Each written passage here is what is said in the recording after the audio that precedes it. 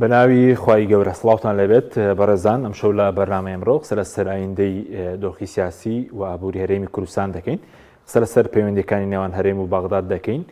هۆکاری جێبەجێ نەکردنی یاسای بۆجا و بڕیارەکانی دادگای فیدرالی نێوان هەرێم و بەغداد، هەروەها چارەسەرنەکردنی کێشەی مۆچە و پرسینەوت و داهاتی ناوخۆرەوە باز لە دۆخی سیاسی هەرێم و ئەو چاغوەستووی دۆخی سیاسی هەرێم دەکەین و پرسی پێکەنانی حکومەت و مەسەلەی دواکەوتنی کۆبوونەوەی پەرلەمانی کوردستان و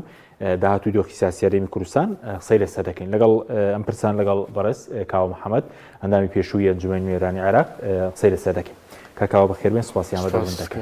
سوپاس دەکەین. ئەگەر سەرەتا لە پرسی موچەوە دەست پێ بکەین لەبەرەوەی واوەستێ بەژانی خەڵکەوە، هۆکاری چێک کە چەندین ساڵە بەڕێز لە 2014 ئەندامی پەرلەمانی عێراق بووی بۆ کێشەی موچە چارەسەر ناکرێت، یاخودەوەی کە پێویستە بە جێبەجێکردنی یاسای بۆجا بڕیارەکانی دادگای فیدراڵی جێبەجێ ناکرێن لە نێوان هەرێم و بەغداد. زۆر سپاس کاک حەچین، سڵاو بۆ ئێوە بۆ بینەرانی پێیام. نەک سەرەتاییتر وای لێ هاتوو هەموو بەرنامەکان سەرەتا و کۆتایی و هەموو بەشێکی زۆری بەرنامەی میدیاکان لای ئێمە بەداخەوە 11 ساڵە هەر بە موچە پرسی سەرەر چییە، بابەتی سەرەر چییە و مانشێتی سەرەر چییە بەداخەوە. ئەوەی کە پەیوەندی بە کێشەی موچەوە هەیە لە ڕاستیدا لە دوای دەرچوونی بڕیارەکەی دادگای فیدرالی کە تاکیدی دەسەوە کردوێتەوە دەبێت تەوتینی موچە بکرێت. پێم وایە دەرگایەکی باشی کردەوە بۆ ئەوەی چارەسەری ئەو کێشەیە کە دوای 10 ساڵ لە کێشەکە کە لە 2014ەوە دەستی پێکرد، بەڵام تێبینی دەکرێەوە. پێم وایە وەکو ڕۆژی ڕووناکیش دیارە، یعنی ئەوە نییە ئێمە سەنگەرمان لە حکومەتی هەرێم گرت بێ یان ئیتیهامی باتڵی بکەین. پێم وایە خۆشیان لە ناو دام و دەستگاکانی حکومەت و بەرپرسانی حیزب لە سەڵاتدارەکان و هەندێکیشان خۆتان بینیتان لە حەملەکانی هەڵبژاردننی دوایین هەڵبژاردن خۆیان ئیتیهامی یەکتریان دەکرد. وازەحە کە حکومەتی هەرێمی کوردستان، ناوی حکومەتی هەرێمی کوردستانە من بۆ خۆم لەگەڵەوە نیم کەمە حکومەت بچکۆ هیچ مقاوماتێکی حکومەتی تێدا نییە، کەمتر خەمە لەوەی کە ئەم کێشەیە چارەسەر بکە. نەک کەمتر خەمە دەتوانم بڵێم مع سابق الإصرار والترصد، یعنی بە پێشینەی بڕیاری هەیە، ئیرادەی ئەوەی هەیە کە بە هیچ شێوەیەک ئەم کێشەیە بە یەکجاری چارەسەر نەکرێت، چونکە چارەسەرکردنی کێشەی موچە بەو شێوەیە کە لە بڕیاری دادگای فیدرالی هاتووە بە پێی یاسای بوجە بە تایبەتیشەوەی دادگای فیدرالی ناوەڕۆکەکەی لە بەرژەوەندی خەڵکە لە بەرژەوەندی دەسەڵاتی هەرێمی کوردستان نییە. بۆیە بەردەوام هەست دەکەین، یعنی کێشەکان دووبارە دەبنەوە، کێشە زیاد دەبن. بۆ نمونە لیستی موچە پاک ناکرێتەوە بۆ تەواوی هەموو مانجێک، یعنی دەکرا ئەگەر بێت و تەوتین بکرا بووە پێویستی بۆ نەدەکردەوە هەموو مانجێ لیستێک بنێری، هەر هەموو مانجێک کەم و کورتی لە بوارێک لە بوارەکانی لیستەکەدا هەبێت. بەڵام نەیویستوە بکرێت تەوتینەکە بۆ ئەوەی ئەم کێشەیە کە بەردەوام بێ، چونکە تەوتین کرا لە ڕێگەی بەغداوە ڕاستەوخۆ موچەخۆر موچەی وەردەگرێت. ئەو کاتە موچەخۆرانی هەرێمی کوردستان هیچ پێویستیەکیان بە حیزب دەسەڵاتدارەکانی هەرێمی کوردستان نامێنێ، دەستیان لە بن سەریان نابێ، لە کاتی هەڵبژاردن و لە کاتەکانی تر ناتوانن بەکاریان بێنن ئەم پارەیە، ئەم قوتی خەڵک بۆ ڕاکێشانی دەنگ و وەلایی ئەو خەڵکە. لەبەرەوە ئەمە لە بەرژەوەندی دەسەڵاتداران نییە، بۆیە هەتا ئێستا کەم جێشان دووبارە دەکرێت. جگەل لەوە شتێکی ڕوون و ئاشکرایە، یعنی تۆ ئینسان دائیمە کە خوێندنەوەی بۆ کێشەیەک دەبێت خۆت بخە شوێنی ئەوی تر، وا بیر بکەوە بزانە چۆرە. یعنی بڕیاری دادگای فیدرالی و یاسای بودجەش ئیلزامی کردووە کە دەبێ حکومەتی هەرێمیش کۆمەڵێک واجیباتی لەسەر شانت جێبەجێ بکە. بۆ نمونە داهاتی ناوخۆ تەسلیم بکە. داهاتی ناوخۆ خۆتان بینیتانە بە جروعات، یعنی بە قیچە قیچە، بەو شێوەیە کە زۆر ئاشکرا دیارە کە ئەمە 150 داهاتی ناوخۆی نانەوتی نییە. خۆیان لە راپۆرتی خۆیان دەباسییان کردووە کە 320 ملیار دینار مانگانە داهاتی ناوخۆ هەیە، دوایی گوتیان 8 ملیار تەسلیم دەکەین. پێم وایە ئیتفاقێک لە سەرەتای ئەم ساڵەوە لە بینی حکومەتی هەرێم و حکومەتی اتحادی کرا کە مانگانە حکومەتی هەرێم 8 ملیار تەسلیمی بەغدا بکە وەکو نیوەی داهاتی نانەوتی، کەچی لە دوو مانگی ڕابردوو خۆتان بینیتیان مانگێکیان 51 ملیار و مانگێکی تر 38 نزیکی باوڵین 49 ملیار،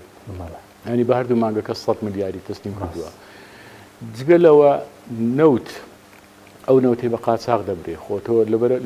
لە دوای ئەوەی کە نەوت وەستاوە لە ڕێگەی بەندەری جیهانەوە بنێردرێ و بفرۆشتێ حکوومەتی هەرێم یان با بڵێن دەسەڵاتدارانی هەرێمی کوردستان لەوە نەوەستاون کە نەوت نەفرۆشن بەڵکو بەردەوام لە ڕێگەی قاچاقەوە ئێستا ئاخر لێدوانی وەزیری نەوتی ئیتحادیە کە دەڵێ ڕۆژانە 286,000 بەرمیل نەوت لە هەرێمەوە دەفرۆشرێ ئێمە کۆنتترۆلمان بەسەریدا نییە ئەمە ئەحراجێکی بۆ عراقیش دروست کردووە لە ئۆپیک کە ئەو نەوتەی کە حکوومەتی هەرێم دەیفرۆشێ و داهاتەکەی نایەتەوە خەزینەی ئیتحادی بە نەوتی عراقی حساب دەکرێت دەبێ عێراق لە نەوتی بەسڕە و عێمارە و ئەوانە کەم کاتەوە بۆ ئەوەی لەو سەقفەتێنە پەڕێکە لەگەڵ ئۆپک اتفاقی کردووە یعنی ئەمانە کۆمەڵێک شتن کە زۆر وازەحە حکوومەتی هەرێم با بڵێن دەسەڵاتدارانی هەرێمی کوردستان دەیسلمێنێک کە نانەوێ ئەم کێشەیە چارەسەر بکرێ بۆ ئەوەی بەردەوام یعنی ئێستا لەسەر مەسەلەی تەنانەت دەستنیمکردنی نەوتیش دوای ئەوەی یاسای بودجە هەموار کرایەوە مادەی 12 بۆ ئەوەی 16 پێشتر دەیانگوت بەس ئەوەی کۆمپانیەتەکان ڕێگیرە بەغدا دەنیە تێچووی خەرجی بەرهەمێنان و گواستنەوەی نەوت بدە بەڵام کەوە ئەموار کرایەوە ئێستا کێشەی دیکات بە گۆڕێ دەڵێن بە قەرزی 1 ملیار دۆلاری نەوت کە لەسەر هەرێمە بەغدا بیداتەوە ئەجا هەندێک لەو قسانێک کە کۆمپانیەکان دەیکەن ئەپی کۆر دەیکە ینی بەشێکی پێم وایە ئەوە قسەی دەسەڵاتدارانی هەرێمی کوردستانە ئەوان دەیکرد ئەو پارەی پێشوو هەیە قەرزەکانمان دەوێ بدرێتەوە کە لە ڕاستیدا ئەمە قەرزێکە حکوومەتی هەرێمی کوردستان لێ بەرپرسیارە نەوتەکەی فرۆشتەوە داهاتەکەی نەچۆتەوە خەزینەی ئیتحادی جگە لەوە بۆ مەسەلەی ئەو نەوتەی کە بەشە نەوتەی دایانەیە بیجێڕنەوە بۆ با بڵێن بەکارهێنانی ناوخۆ کە بۆ ناخۆش بەکار نایە کە بە خۆشتان دەزان بەکارهێنانی ناوخۆش چۆن بەکاردێ بۆ مەسپای حزب و کەسەکانی ناو حزب دەسەڵاتدارەکانە کە خۆتان دەبینن ینی ئەو جیاوازەی هەیە لە بینی سعری نەوت و سعری بنزین و غاز و هەموو مشتەقاتەکانی نەوت چەند فەرقی هەیە هەر بنزین سیرکە تا ئێستاشی لەگەڵ بێت دەگەیتە کەرکووک و هەتا لە مەخمور و بەدواوە ئەو ناوچانی دەرەوەی هەرێمی کوردستانە هەمووی بە 450 لیتری لێرە خۆتان دەبینن چۆن مامەڵە بە بنزین دەکرێت توجارەتی پێ دەکرێت لایەن ئەم دەسەڵاتدارانەوە و خەڵکەکە زەرێژی گەورەی بەرکەوتووە بە هەر حاڵ بەبەستم وایە لە هەموو بوارێک لە بوارەکان یعنی مێنتالیتی دەسەڵاتدارانی هەرێمی کوردستان تەرکیزیان هەمووی لەسەر ئەوەیە کە چۆن بتوانن پارە بۆ خۆیان و حزبەکان بە بۆچوونی بەڕێزت جگە لە ئەنی بە تاوانکردنی داهاتی ناو خۆ بێ نەوت بێ پرۆژیان نەما وەکو پرۆژە دەسەڵاتداران پارتیوێکێتی هیچ پرۆژەیەکیان نەما یەک پرۆژیان هەیە پرۆژەی درێژەدان بەو نادادی و گەندەڵی و نائیدارەیی و ئەو شکستەی کە چەندین ساڵە هێنانە دلیلی شەوەیە کە ئەوەتە فەرموو ئێستا بەپێی ئەو زانیارانەی لە میدیاکان بڵاوکراوەتەوە و دزایان کردو لەسەر ئەو ڕێککەوتنی لە بینی پارتی وێچێتی هەیە کە خۆتان بیریتانەوەی لە کاتی هەڵمەتی هەڵبژاردن قەت تەسەوری ئەوە نەدەکرایتر هەمووی دێگوت لۆمارێ و ناتوانیت و هەژماری من وایە و ئیتر هەژماری ئێمە نیێوی ئێوە نیە بە هەر حاڵیانی ئەمە هەموو قسەی باقوبریقی کاتی هەڵبژاردن بوو دەرکەوت دوایی چوونەوە باوەش شێکتر و بە هەموو شتێک ڕازی بوون و ئێستا کە ئیتفاقیان کردووە دیسانەوە هەمان دەموچاو هەمان عەقڵیەت هەمان ئیدارە و پەیڕە و دەکەن و دیسانەوە حکوومەت پێک دەهێننەوە کە لە هەموو ڕێشتەوە پەشەلان هێنایە قسەیەکی بەنهاوبانجی ئەنشتاین هەیە کە دەڵێ تۆ کە تەجروبەیەکت کردەوە لە بوارە عەلمیەکە باسی دەکات تەجروبەیەکت کرد بە کۆمەڵی کەرەستە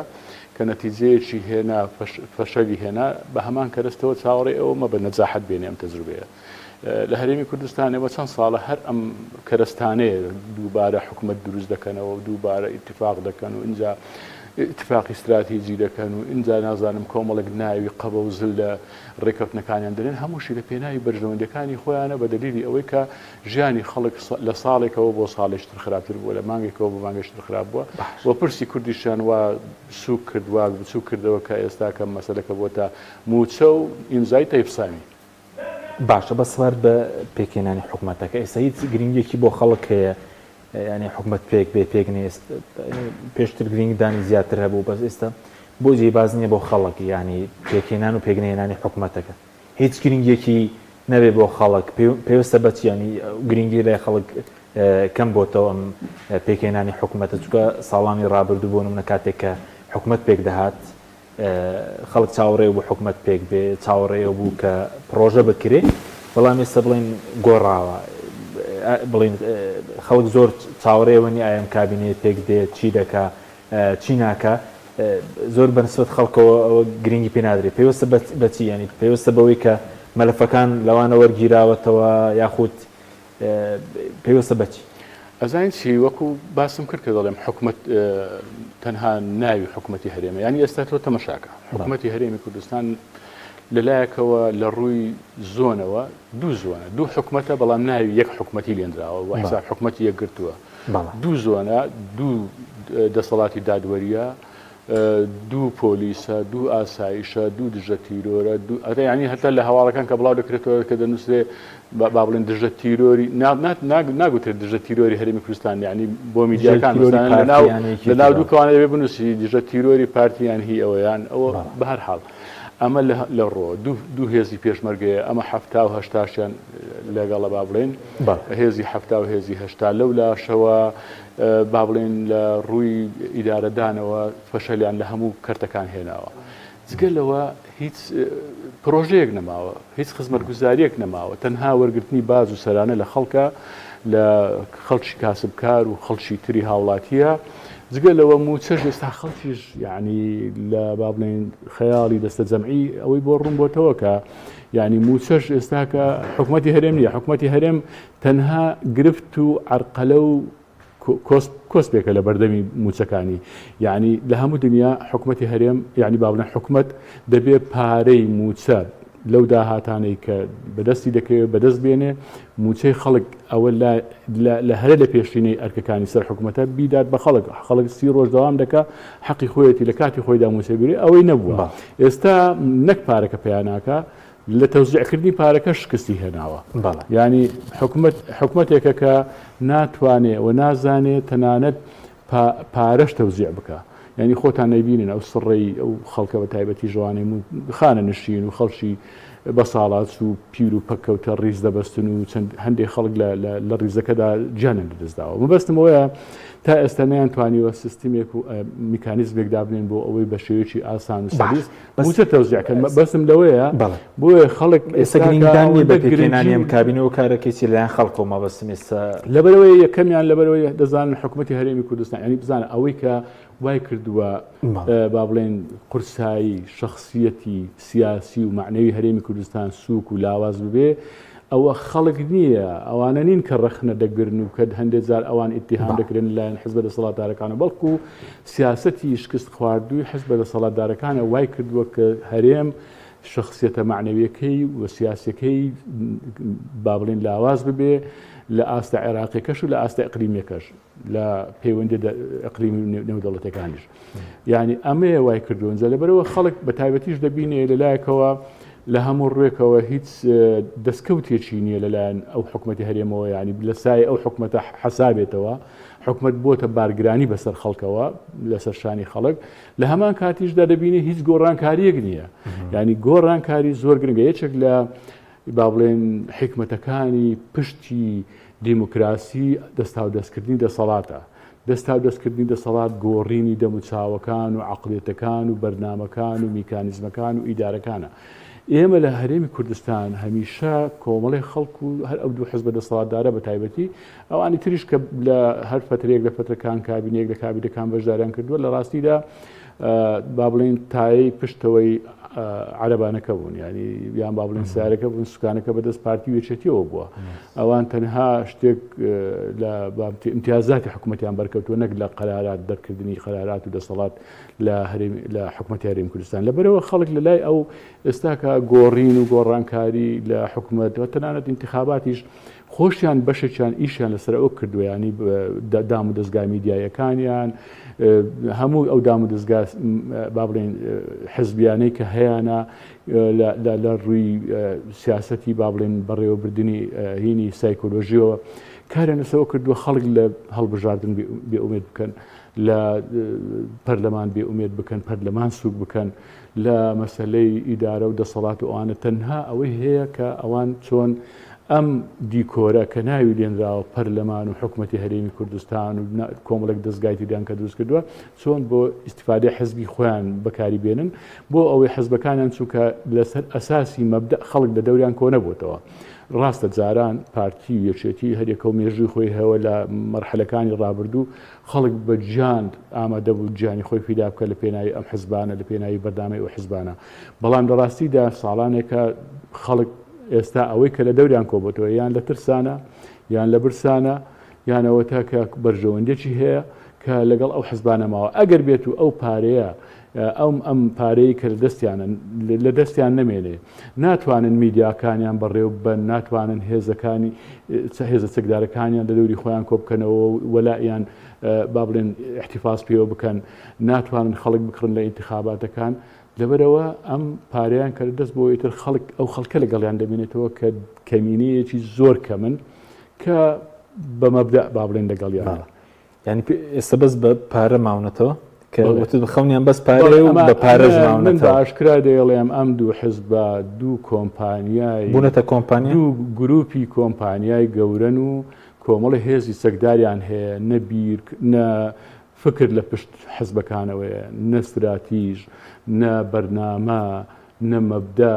هیچ شتێک لەناو ئەو دوو حزبە بە تایبەتی نەماوە،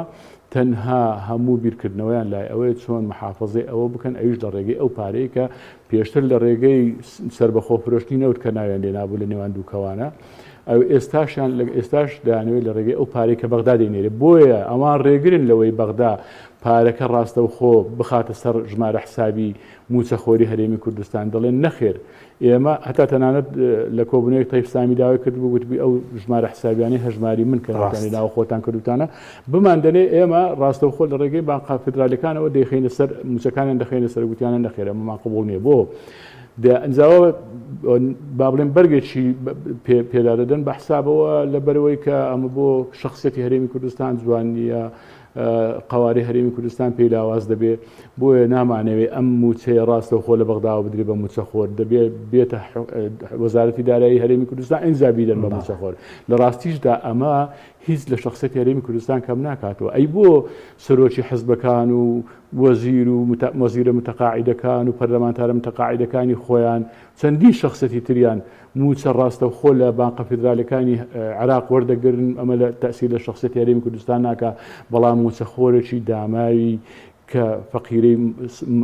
مانگانە 500,000-600,000 دینارێکی هەیە ئەگەر لە بەغدا ڕاستەوخۆی گری ئەمە لەسەر کەسایەتی هەرێمی کوردستان دەکەوێت. باشە بەزۆکوت کەوت ئەم جارە ئەگەر حکوومەتیش پێک بێت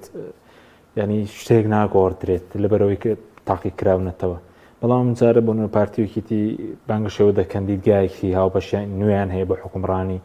هەتا بازوە کە ڕەنگە هاوشێوی ڕێکەوتنی استراتیژی ڕێکەوتنێکیان هەبێت هیچی تێدانە بۆ خەڵکی کاک حەچم من قەت ئومێدم بۆەوە نییە ئەم دوو حزبە ئەم دوو حزبە لە سەڵات داراوە ئەو هەر دەموچاوەکانیش هەر هەمان دەموچاون قەت بتوانن ئەمانە خۆیان بگۆڕن و هەرێمی کوردستان بگۆڕن و دەرز لە ڕابردوو وەربگرن، چونکە بینیوانە ینی تەنها ینی بەرهەمهێنانەوەی هەمان عەقڵێت بووە، هەمان سیستمی ئیدارەدان بووە. لەبەرەوە من گاڵتەم بۆەوە دێکە ئێستاکە و ڕاستی داوانیش وەکو دەڵێ خۆڵکردنە چاوی خەڵکە وەک چۆن لە حملەکانی هەڵبژاردن بەنەوەیەکی تر خۆڵیان کردە چاوی خەڵک. ئێستاش لە ڕێکەوتن و با بڵێن بڵاوکردنەوەی بەیاننامەکانیان کە دەڵێن ئێمە لەسەر پرسەکان ڕێکەوتوین ئەوە دیسانەوە خۆڵ دەکەنە چاوی خەڵک و خەڵکیش باش دەزانێت، بەڵام گرفتە سەرچەکەی ئێمە کە بە داخێکی زۆرەوە دەڵێم ینی ئینسان ئەو کایە سیاسی و دۆخە سیاسیکە ئێمە تێیداین و خەڵک بێ ئومێدا ڕاستە بەشە هەرە زۆرەکەی پەیوەندی بە حزبە دەسەڵاتدارەکان و سیاسەت تەشخیص خواردەکانیان هەیە، بەڵام ئەوەی وای کردووە گۆڕانکاریش دروست نەبێ ئەوەیە کە ئێمە ئۆپۆزیسیۆنێکی باشمان نییە، ئۆپۆزیسیۆنێکی بەهێزمان نییە وەجگە لەوەی ئەوەی هەشتە پەرش و بڵاو کەس حساب بۆ ئەوی تر ناکە و حزبە دەسەڵاتدارەکانی زۆر باش ئیش لەسەر ئەو حزبانەی دەرەوەی خۆیان دەکەن بۆ ئەوەی زیاتر پەرش و بڵاو بن، بۆ ئەوەی زیاتر بەدگومان بن لە یەکتر، بۆ ئەوەی ینی بەڕاستی ئەمە وای کردووە ئومێد بە گۆڕانکاری لە نزیک نەبینین. کە ئەمە گرفتێکی گەورەیە ینی لە زۆر وڵات هەیە سیستمێکی دیکتاتۆری زۆر شکست خواردووی دژە ئینسانی نادادپەروەر هەیە بەڵام کێشە گەورەکەی لەوەدا نییە کێشە گەورەکەی لەوەدایە کە بە دیلێکی باش نییە کە بە دیلێکی بەهێز نییە ئێمە لە هەرێمی کوردستان ئێستا لەم دۆخەداین هیوادارم یعنی ئەمە ئەم با بڵێن دووبارە بوونەوەی هەمان ئەم حزبانە و هاتنەوە سەردەسەڵاتیان و ئیتفاقەکانیان و کە هەمووی لە دژی خەڵک دەشتێتەوە ئەگەر ئەوانی بەخۆ نەهێناوەتەوە دەرز لە ڕابردووە بگرن و خۆیان بگۆڕن لانی کەم ئۆپۆزیسیۆنە هێزە ئۆپۆزیسیۆنەکان وریا بکاتەوە هەست بە مەسئولەتی تاریخی سەرشانیان بکەن بتوانن بەیەکەوە ئومێدێک دروستکەنەوە بەیەکەوە یعنی لانی کەم کاکە بەرنامەیەک هەبێ پرۆژەیەک هەبێ کۆیان بکاتەوە ئۆکەی ینی خلافێک عێراقیش لە سەرڕێ دەکرێت بۆنە ئێستاچێتی و پارتی دوای ئەو هەموو قسە بە یەکتر گوتن و ململانەی بە حسابیانە ئێستاکەەوە تەرحیان کردووە لە هەڵبژاردننی داهاتوو بۆ پەرلەمانی عێراق بەیەکەوە بە یەک دابزن ئێ باشە ئەم هێزانەی تر هەمووی هێزی پەرش و بڵاو و بچووک و ئەوانەتر جگەلەوە ئێمە دەبێت بزانین ینی هێزە هەرە گەورەکە لەناو ئەو حزبانە نین کە لە دەروی هەرێمی کوردستان حێز با بڵێن دەنگە ناڕازیەکان گەورەترین حزب و هێزی هەرێمی کوردستان ئەو دەنگە ناڕازیانن کە ناچن دەنگ بدەن دەبێت کار لەسەرەوە بکرێت کە چۆن بە هەمووی بێکەوە پرۆژەیەکی مشتەرێک لە خەمی خەڵک بەڵام ئۆپۆزیسیۆنێکی بەهێز بە جورئەت بە ئیرادا و بتوانن ئەو خەڵکە دەنگە ناڕازیانە بەیەکەوە کۆبکەنەوە بتوانن گۆڕانکاریێک لە داهاتوودا لە هەڵبژاردنەکانی داهاتوودا ئەگەر لە هەڵبژاردننی داهاتوش نەبێ کاکە دوای داهاتوو لانی کەم یعنی هەنگاو ینی دەست پێ بکرێت لەسەر سکە ڕاستەکە لە سەر ڕێگە ڕاستەکە هەتا ئێستا ئەوە نەکراوە لەبەرەوەشە خەڵک بەشێکی پەیوەندی بەوە هەیە لە سیاست بێتاقەت و بێئومێد بووە لە گۆڕانکاری لە دەسەڵات لە ئۆپۆزیسیۆن تووڕێ لە هەمووی ینی لەبەرەوەی بۆچی بۆ ناگەر دەسەڵات گوێ ناگرێت حاڵی ئۆپۆزیسیۆن پەرتەوازە بێ خۆپیشاندان دەکرێت سەرکوت دەکرێت انتخابات دەکرێت تەزویر دەکرێت نێم دۆخار دەتوانرێت ئەوە بەم شێ بمێنێتەوە یاخود چی لە داهاتوو لێ چاوەڕێ دەکرێت خۆی کە دائیمە لە هەر وڵاتێک چاکسازی کە پرۆسەیەک بێ دەبێ بەردەوام بێ ینی چاکسازی بۆیە دەکرێت بۆ ئەوی شۆڕش و ڕاپەڕین نەکرێت ینی چاکسازی لە هەر وڵاتێک ئەگەر نەکرا سرە کێشێ بۆ ڕاپەڕین و تەقینەوەی جەماوەری لەبەرەوە هەموو وڵاتێک ینی تەنانەت وڵاتە هەر پێشکەوتوەکانی دنیا کە با بڵێن پلەکانی یەکەم لە خۆشگوزەرانی هاوڵاتەکانی بەدەستدێنن ئەمانە وازدەوە ناهێنن کە چاکسازی لە سیستمەکان و لە ئیدارەدان و لە ئابووری و لە هەموو ڕۆکانی ژیانی وڵاتەکەیان نەکەن بۆ ئەوەیانە چونکە کە تۆ چاکسازیت نەکە ساڵێک دوارخست ئەمە کەڵەکە دەبێ کێشە و گرفتەکان کەڵەکە دەبن دەواازە و پەنجەرە دەکرێتەوە بۆ گەندەڵی اینجا ئەمە سەرە کێشێ بۆ ئەوەی کە با بڵێن خۆی بخواتەوە خەڵک یعنی با بڵێن تووشی ناومێدی ببێتە هۆی ئەوەی کە سەر بچێشێ بۆ ڕاپەڕین و تەقینەوە جەماوەری ئەوەی لای ئێمە هەیە لە ڕاستیدا ئەم خوێندنەوەیان نییە ئەو برادرانەی دەسەڵات و ئەوەی ئۆپۆزیسیۆنیش تا حدێک ینی ئەم دۆخە هەروها بەردەوام بێت لە ڕاستیدا نە دەسەڵات گۆڕانکاری لە خۆیدا بکە نە هەڵبژاردن ببێتە هۆی گۆڕانکاری دەسەڵات نە ئۆپۆزیسیۆن یەکگرتوو بێ و بەرنامە و پرۆژەیەکی هەبێ جێ ئومێدی خەڵک بێ ئاخری ئەم خەڵکە بە دوور مەزانە قسەی خۆی دەکات قسەی خەڵک ئەو کاتە کە لە سندوقی هەڵبژاردن بێئومێد بوو لە حزب و حزبەکانی دەسەڵات و ئۆپۆزیسیۆن بێئومێد بوو خۆی قسەیەک دەکات دێتە سەر شەقام چیتر ناتوانێت ڕێ لێ بژیرێ پەنگ دەخواتەوە دەتەقێتەوە ینی وەکەوەی کە با بڵێن تۆ سۆندەیەک ئاوی دێت و ئەو سۆندەیە سەری سۆندەکە دەگریت و ئاوە هەر پەنگ دەخواتەوە دوایی سۆندەکە دەتەقێت لەبەرەوە ئەوەی هەرێمی کوردستانیش بەو ئاراستەیە ئێستا دەڕوە من ناڵێم هەفتەیەکی تر و مانگێکی تر ئەمە ڕوودە بەڵام بێگومان هەر ئاوە بەردەوام بێ ئەمە دە پێشمانە بەڵێ سەبارەت بە پەرلەمانیش وێڕایەوەی کە حکوومەت پێکەهات و بڵێ تەزویر هەبوو لە انتخاباتەکان بەس پەرلەمانی ئێستا سەرڕای ئەو یانی ناتوانێت کۆبوونەوە بکرێت لە کوردستان ئەگەر حکوومەتی نوێژ دەست بەکار بێ پەرلەمانیش دەتوانێت هیچ بکە لەبەرەوەی کە زۆرینەکەی لە پارتیویەکێتی پێکاتوە نەخێرکە حەکیمیانی پەرلەمان هەردی کۆرێکە هیچی تر نییە یعنی دەمێکە پەرلەمان لەوە کەوتووەکە پەرلەمان بێ وەکو ئەرشی سەرەکی خۆی وەکو دەستگای تەشریعی بەداخەوە دەڵێمانی ئێمە خۆمان لە پەرلەمانی عێراق من 2 دەورە لەوێ ئەنداین پەرلەمان بووم کە عێراق بۆ هەموو کێماسی و گەندەڵی و دۆخە خراپی کە هەیەی لەو سەردەمانەی کە زۆر شەڕی سونە و شیعەتوند بووە پەرلەمان لە عێراق زۆر دەوری زیاتر و بەهێزتر و ڕێز لێگیراوترە لە هەرێمی کوردستان بە حساب ئێمە بەشە دیموکراسیەکەی عێراق بووین و کاتی خۆی پێمان دەگوترا عێراقەکەی تر کەچی بەداخەوە لە هەموو ڕێکەوە هەرێمی کوردستان لە سەردەستی ئەم دەسەڵاتدارانە لە ڕووی دیموکراسی لە ڕووی دامەزراوەکانی بنیاتی دیموکراسی لە ڕووی هەڵبژاردن و پاچی و بێلایەنی و گزیکردنی هەڵبژاردن لە ڕووی ڕێخستنی دام و دەستگاکانی هێزی چەکدار لە ڕووی داد و دادوەری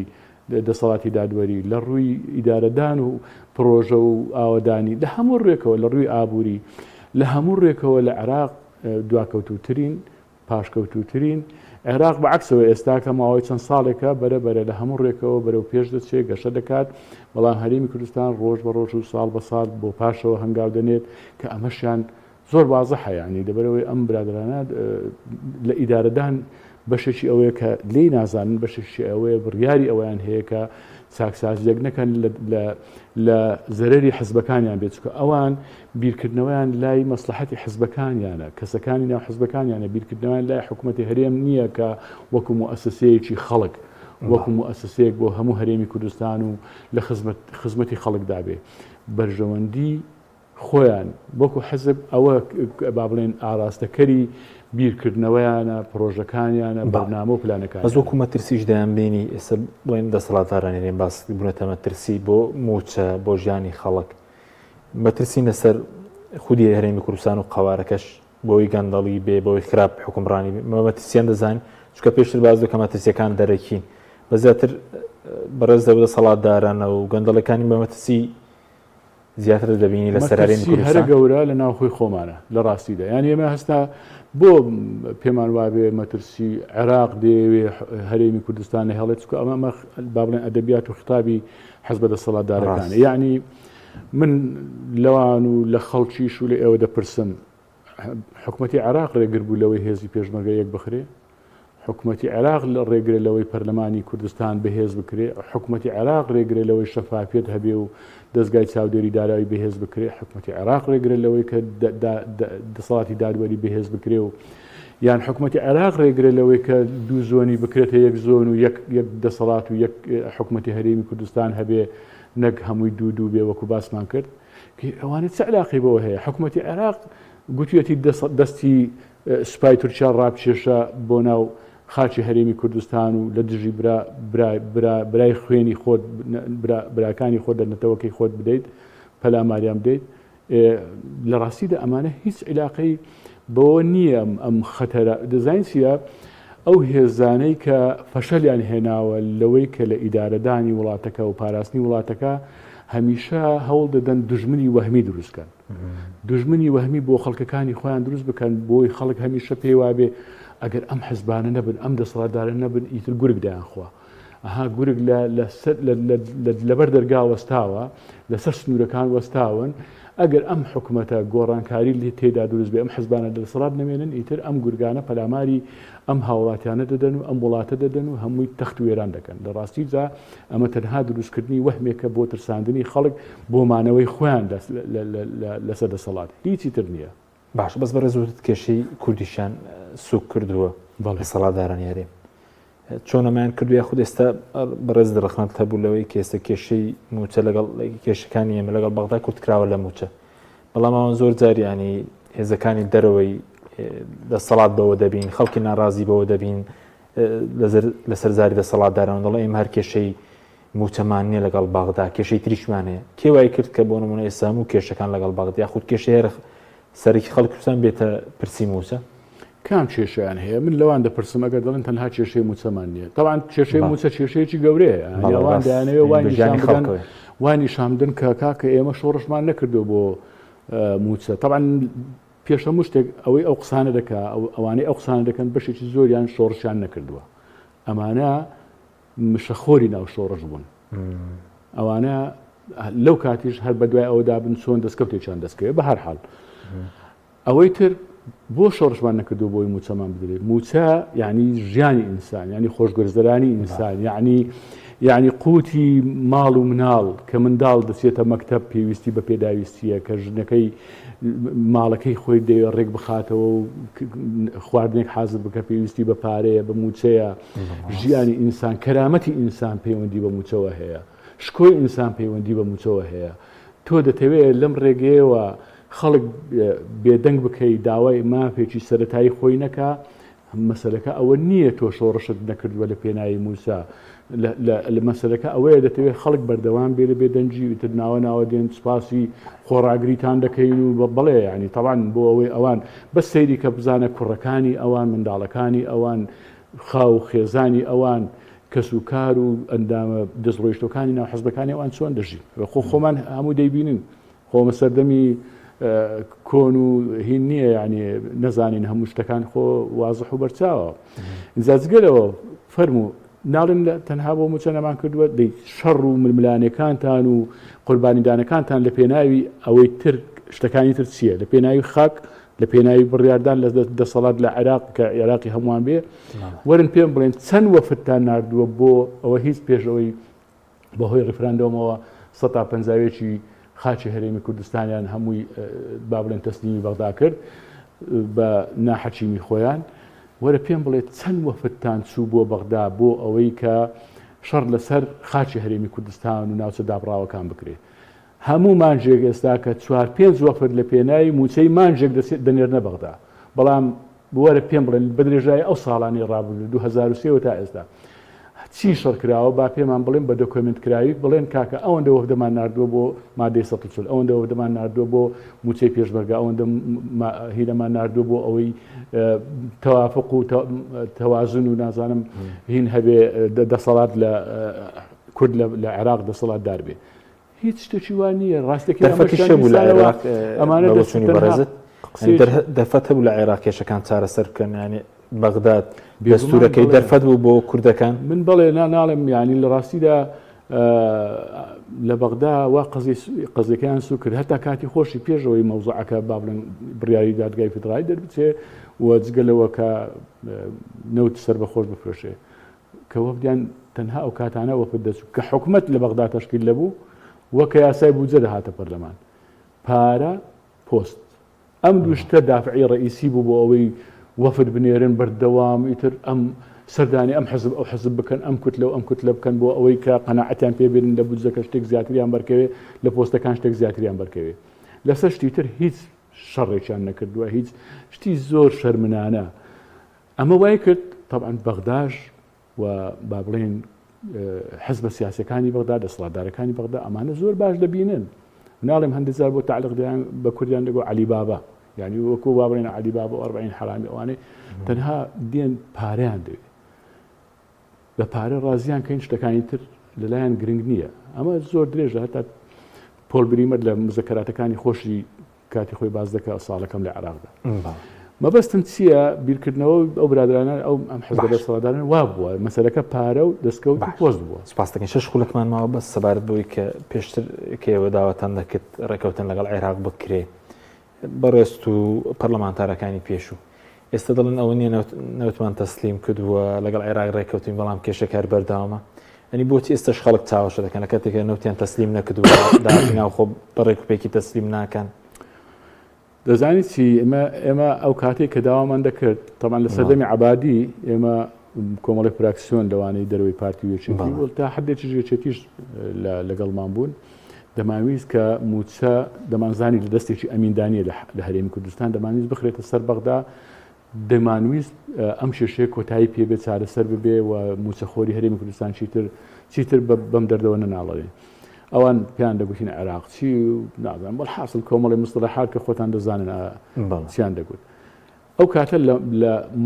منطەلەقی یعنی با بڵێن لە پێگەی بەهێزیەوە بوو کە هێشتا هەرێمی کوردستان ئەو هێزەی هەبوو کە بچێ وەکو مفاوزێکی صاحب کارتی سیاسی و ئابووری لەسەر مێز لەگەڵ حکوومەتی ئیتحادی دابنیشێ و ئەم مەسەلانە چارەسەر بکە و کێشەی موچەی هەرێمی کوردستان چارەسەر بکەن بۆ چارەسەریان نەکرد لەسەر مەسەلەی نەوتی سەربەخۆ فرۆشتنی نەوت هەر فەشەریان هینا چارەسەر نەبوو ئەوە دادگای فدرالی بڕیاریدا ئێستا کاکە چارەسەرەکە وەکو لە سەرەتای بەرنامەکە گوتم چارەسەرەکە ئەوەیە تەوتینی موچە بکرێت فەرموو ئێمە کە دەمانگوت وەنەبوو خۆ کە اتفاقیکەش کرا بڕیاری دادگای فدرالی دەرچوو ئێستاش یاسای بودجە دواتر دەرچوو خۆیان شەڕیان نەسەوە بۆ ئەم دەستکەوتە ئەو دەیگوت هی منە ئەو دەستکەوتە دەیگوی هی منە یعنی مەسەلەی بەغدا موچەی کە هەرێمی کوردستان چوە سەر بەغدا بە دەستکەوتیان دەزانی کە کاتی خۆی بە ئێمەیان دەگوت ئێوە عێراق چین بەهۆی ئەوە پێم بڵێن کامیان دەستکەوتە ئەوەی کە لە دەست هەرێمی کوردستان بمێنەیان لە بچێتە بەغدا هەردووچانی بە دەستکەوتی خۆیان دەزان ئاخر ئەمە شتێکی زۆر نامەنتەقیە جگەلەوە ئێستا کەش نەچوە بچێ فەرمونون داهاتی نانەوتەکە وەکو پێویست تەسلیم بکەن 150کەی داهاتی نەوتیش تەسلیم بکەن ئەگەر بەغدا ئەو کاتە پارەی پێویستی نەنارد نەک بە موچە بەشە بودجێ هەرێمی کوردستانی نەنارد کە پێم وایە بە زیادەوە بۆ موچە بەشی موچە و پرۆژەش دەکات ئەو کاتە چونکەوە لە خزمەتی خەڵکە نایکەن ئەو کاتە ئێمە حەقیانە چی بە ئێمە بڵێن ئێوە هەڵەبووین و من ئامادەم ئەو کاتە بێم لەسەر ئەم تەلەڤیزیۆنە بێت لەسەر شاشی هەر کەناڵشتر بێ بڵێم ئێمە هەڵەبووین ئەوان ڕاست بوون بەڵام ئەمە ناکەن قسەکەی بەڕێزی وەزارەتی پلاندانانی عێراق ساڵی ڕابردوو بەیاننامێکی وەڵاو کردوتی پارەی پرۆژەکان بۆ هەرێم نانێدرێت لەبەرەوەی کە نەوت ڕادەست ناکەن ئێستا پشکی هەرێم هەیە لە پارەی پرۆژەکان بەس دەبەرەوەی کە نەوتەکان تەسلیم نەکردو بە قاچاغی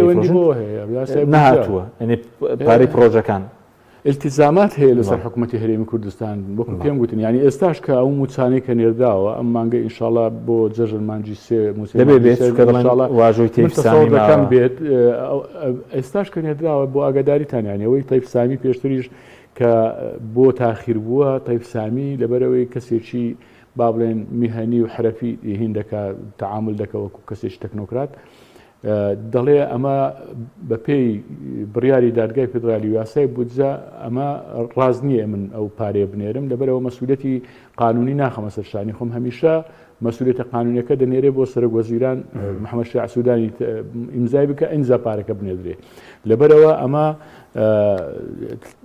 تا ئێستاش ئەو کێشەیە ماوە و ئەوەی مانجی سێش بێ پێم وایە دوای کێشەی موچە بڵێن کێشەی داهاتی ناوخۆنە و چارەسەر نەکراوە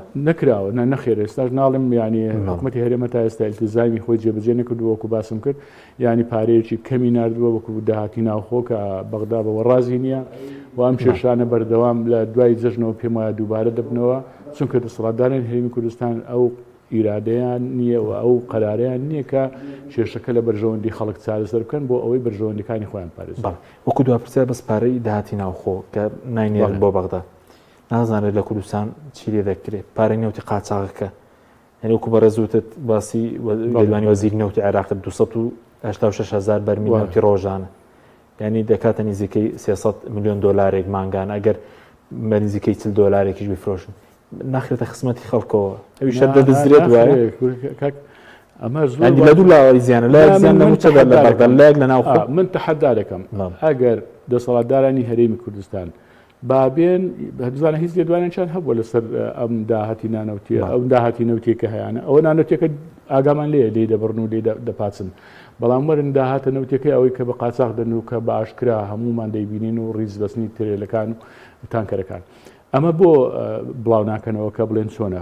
لە کاتێکدا پەرلەمان بوونی نەماوە هیچ دەستگایکی چاودێری بۆی نییە لێ پرسێتەوە هیچ راپۆرتێک نادرێت راپۆرت دیرێتیش نەما لەبارەی نێوتەوە ئەوانش نەما جگەلەوە کاکە خۆ ئەو نیوە موچەی مانجی 12 مانجی 12 ئێستا هەر بێدەنجێک بە بێدەنگی خوێ بڵێ نیوەی خۆ بەغدا ناردی 441 ملیاری نرد وتی ئەوی تریشیان دەبێت لەباتی ناوخۆ لەبەرەوەی تەسلیمیان نەکرد تاوی ئەگەر با بڵێن ئەوەمان قبول کرد و دانمان بەوەدانە کە هەر ئەو پارەی لە بەغداوە هاتووە هیترتان نییە بیخەنە سەری موچەی مانجی 12 بدەن نیوەی موچەتان بدا بایە ئەو خەمی خەڵکانە تان گوت باکا کە بەغدا نیوەی موچێ مانجی 12 نردووە ئێمەش هەر نیوەی موچەتان دەینێ لەبەرەوە ناتوانین زیاتر بدەین سوپاس دەکەین کاوە محەممەد ئەندامی پێش پەرلەمانی عێراقمان کردی سوپاس بۆ بینەرانی بەڕێز سوپاس بۆ هاوکارانم خواتان لەگەڵ